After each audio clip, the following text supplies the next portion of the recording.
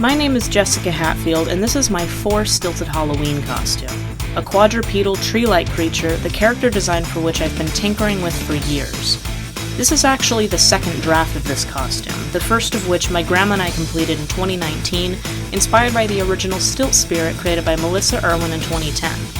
You can see more of that original design in some of the older videos on my channel. After terrorizing the townsfolk in that costume for 2 years, I decided it was time for a serious redesign. Here's how it's made. The most important aspect of the costume I wanted to change was the head.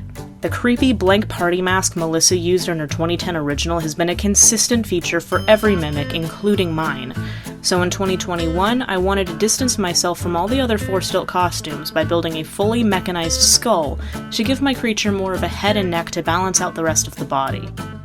I started by making a vague animal skull shape out of styrofoam and spray-on insulating foam.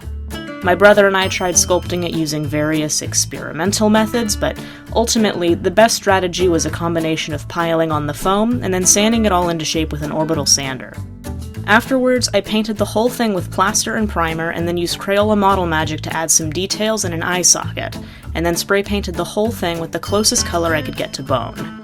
The papier-mâché method I used came from Sharon Ayella from the channel Where the Gnomes Live, which involves piling on layers of paper towels soaked in glue to create a tree bark texture.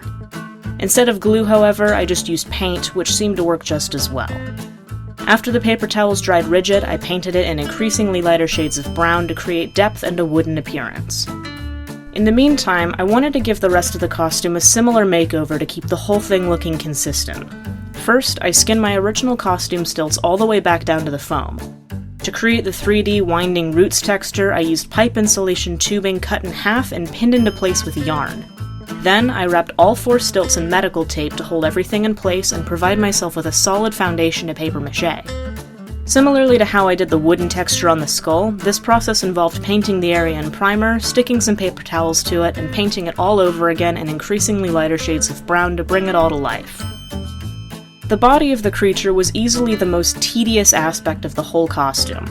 It was constructed from all the same materials as the legs were, however, in order to get the dimensions just right, the whole costume, legs and all, had to be painstakingly put on, tested, taken off, modified, and repeated over and over again to ensure it was all shaped properly and to minimize rubbing on the insides of the stilts. The body itself comes in 2 parts. The back, which is fastened with backpack straps, and the chest plate, which is attached at the seams with a lot of zip ties. Once we finally had the foam in the right shape, we went on to wrapping it, papier-mâchéing it, and painting it to get that signature wood texture. While that was going on, my brother was busy designing, cutting, and welding an aluminum neck to support the head. The atlas and axis mechanism at the base of the skull was made by combining custom parts with bearings and springs. This allows me to move the head to look at people without having to move my entire body to face them. The jaw can be opened and closed by toggling a bicycle handlebar brake mounted inside my stilt. We decided at this point to replace all the clay teeth with 3D printed ones in order to avoid breaking any of them off with the impact of the jaw closing.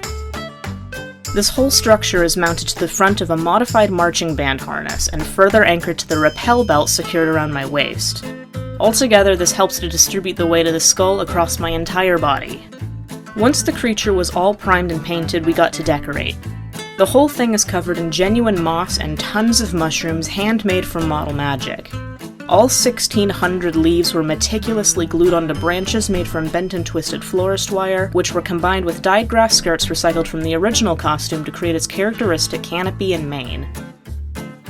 After 5 months of continuous work on a final project standing at 8 feet tall, the most common question I get is how much did it cost to make?